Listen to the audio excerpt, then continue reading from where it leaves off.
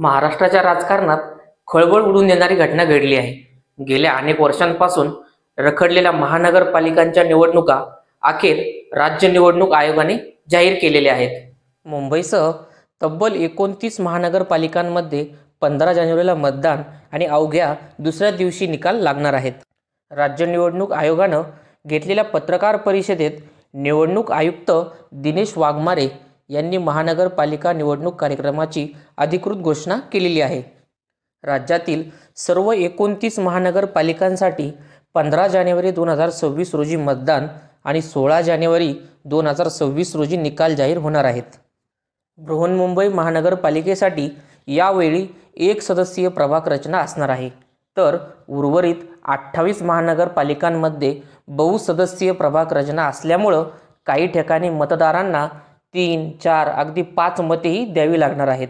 निवडणूक आयोगानं जाहीर केलेल्या 29 पैकी तब्बल 27 महानगरपालिकांची मुदत याआधीच संपलेली आहे, तर जालना, इचलकरंजी या 2 महानगरपालिका नव्याने अस्तित्वात आलेल्या आहेत. या निवडणुकीसाठी उमेदवारी अर्ज ऑफलाईन पद्धतीनंच घेण्यात येणार आहेत. राजकीय पक्षांच्या मागणीनुसार हा निर्णय घेण्यात आल्याची माहिती राज्य निवडणूक आयोगानं दिलेली आहे.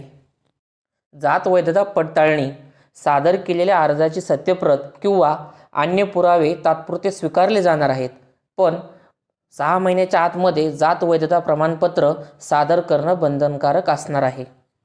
महापालिका निवडणुकीचा संपूर्ण कार्यक्रम, अर्ज भरण्याची सुरुवात 23 डिसेंबर 2025, अंतिम तारीख 30 डिसेंबर 2025, छाननी 31 डिसेंबर आणि अर्ज मागे घेण्याची शेवटची तारीख 2 जानेवारी 2026, चिन्ह व अंतिम यादी 3 जानेवारी, मतदान 15 जानेवारी आणि निकाल 16 जानेवारी.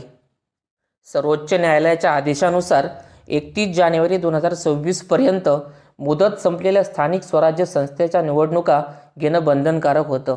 त्यामुळे सर्वांच्या लक्षात असलेली मुंबई महापालिकेची निवडणूक जाहीर झालेली आहे. कोरोना संकट, प्रभाग रचना आणि ओबीसी आरक्षणाचा वाद या सगळ्या कारणांमुळं गेल्या 3 ते 4 वर्षापासून स्थानिक स्वराज्य संस्थांमध्ये निवडणुका झाल्या नाहीत, तर ह्या स्थानिक स्वराज्य संस्था ज्या आहेत त्या प्रशासकांच्या ताब्यात होत्या. आता सत्ता जनतेकडे परत जाणार का? तुमचं मत काय आहे? कोण जिंकेल तुमच्या शहरात? कमेंटमध्ये नक्की सांगा आणि अशाच महत्त्वाच्या अपडेट्ससाठी चॅनलला सबस्क्राईब करा.